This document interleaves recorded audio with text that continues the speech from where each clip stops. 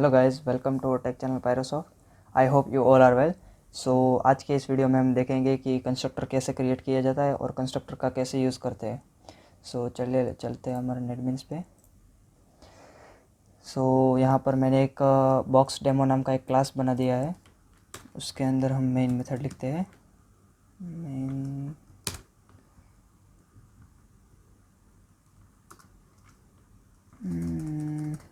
Sorry guys, पूरी की पूरी लिखनी पड़ेगी।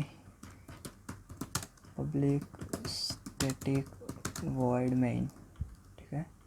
और उसके अंदर स्ट्रिंग आर्क्स। ये कुछ एरर शो कर रहा है। पब्लिक स्टैटिक, ठीक है। अब हम एक क्लास बना लेते हैं जिसका नाम रखेंगे हम बॉक्स। और उसके अंदर हम फिर से एक बॉक्स नाम की एक मेथड बनाते हैं और उसमें कुछ पैरामीटर पास करते हैं, जो कि सबसे पहले हम एक कुछ इंस्टेंस वेरिएबल क्रिएट कर लेते हैं। Double width, double HT height, फिर डबल डेप्थ, ठीक है। अब हम एक मेथड क्रिएट करते हैं बॉक्स, उसके अंदर कुछ पैरामीटर पास करते हैं जिसकी वैल्यू डबल में होगी। Double W, double H and double D, ठीक है। उसके अंदर अभी हम कुछ नहीं करते हैं। ओ, यहाँ कुछ एरर दिखा रहा है। ओके, यहाँ मैंने B कैपिटल किया। ओके, ठीक है। अब हम उसके अंदर एक और मेथड बनाते हैं जो कि होगी डबल, क्योंकि वो डबल वैल्यू रिटर्न करेगी। सो डबल, और उसका नाम होगा वॉल्यूम। उसके अंदर हम रिटर्न कराएंगे तीनों की मल्टीप्लाई, ठीक है। विड्थ इनटू हाइट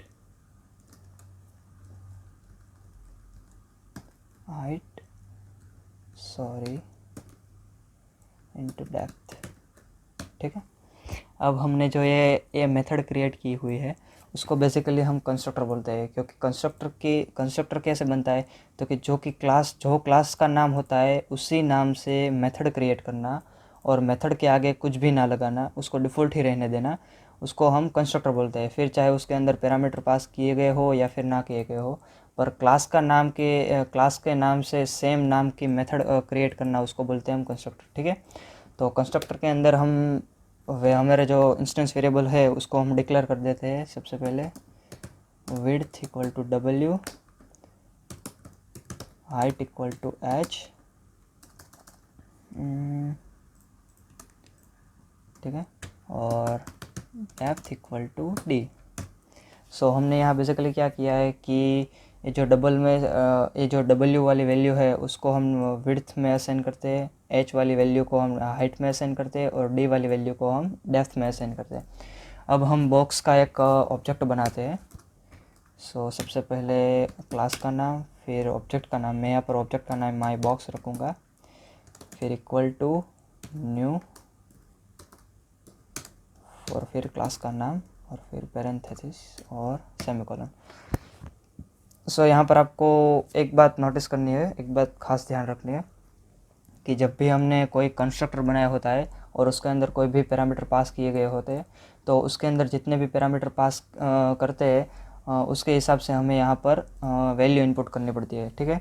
तो हमने यहाँ पर 3 पैरामीटर पास किए हैं, तो हम यहाँ पर 3 वैल्यू असाइन करेंगे।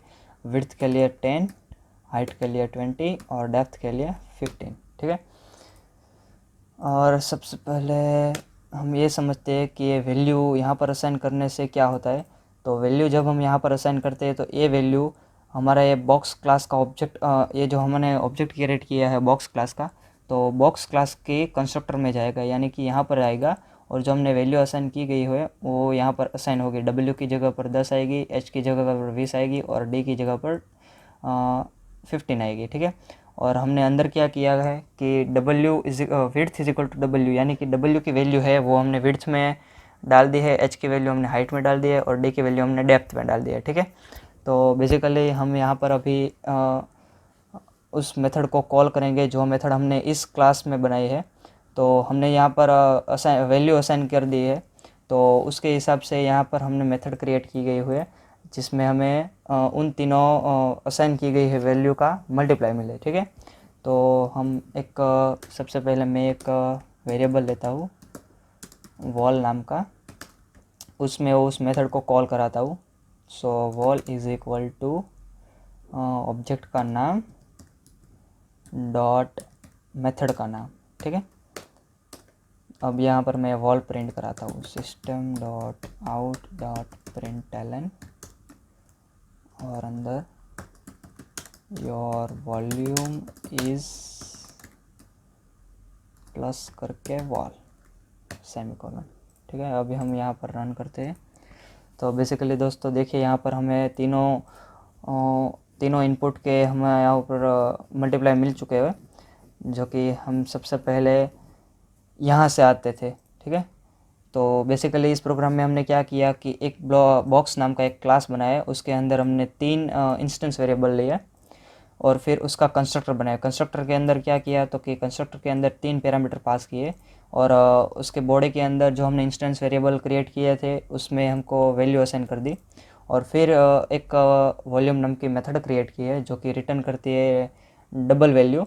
सो उसके अंदर हमने तीनों का मल्टीप्लाई रिटर्न करवाना है। सो हमें रिटर्न करके तीनों का मल्टीप्लाई करा, उसके बाद हमें मेन क्लास में आ गए मेन मेथड के अंदर। उसके बाद हमने एक ऑब्जेक्ट बनाया बॉक्स क्लास का जिसके अंदर हमने 3 पैरामीटर के साथ 3 वैल्यू पास की है, 3 पैरामीटर के हिसाब से 3 वैल्यू पास की गई है। और फिर हमने एक वेरिएबल लिया डबल टाइप का, उसके अंदर हमने जो वॉल्यूम नाम की मेथड थी उसको कॉल कराया और फिर वॉल्यूम को प्रिंट कराया। यहाँ पर हम ये नहीं करते, डायरेक्ट उसको प्रिंट कराते तो भी हमारा आंसर आता है। देखिए प्लस करके माई बॉक्स डॉट फिर वॉल्यूम। ठीक है, अब हम यहाँ पर देखेंगे कि कोई भी हमें एरर नहीं शो कर रहा है और हमारा आउटपुट भी बिल्कुल सही आ रहा है। ठीक है, तो बेसिकली दोस्तों यही है, कंस्ट्रक्टर ऐसे ही क्रिएट होता है और उसका यूज़ भी ऐसे ही किया जाता है। सो अभी के लिए इतना ही, मिलते हैं अगले वीडियो में, तब तक के लिए जुड़े रहे हमारे साथ। जय हिंद।